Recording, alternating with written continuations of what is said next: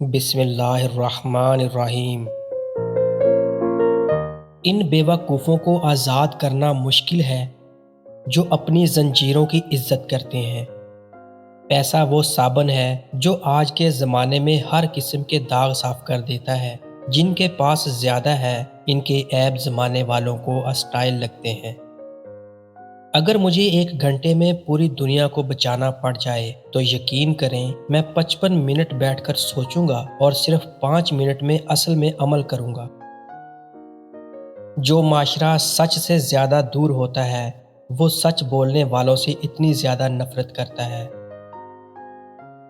آپ خوش ہیں یا ناخوش، مصیبت اور تکلیف سے بچنے کا ایک واحد راستہ ہے کہ آپ خود کو مصروف رکھیں۔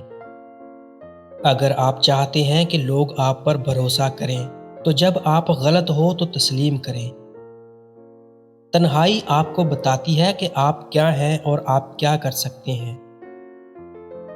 سچ ابھی جوتے پہن رہے ہوں گے اور جھوٹ آدھی دنیا کا چکر کاٹ چکا ہوگا۔ اس عورت کو کبھی اپنا نہ بناؤ جس کے بہت سارے اپنے ہوں۔ غلامی بہت بڑی لعنت ہے۔ غلامی زبان سے وہ کچھ کہلوا سکتی ہے جو انسان نہیں کہنا چاہتا۔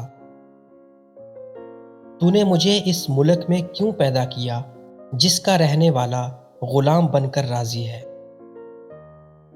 جب کوئی شخص خود اپنی تعریف کرے تو اس کا وقار ختم ہو جاتا ہے۔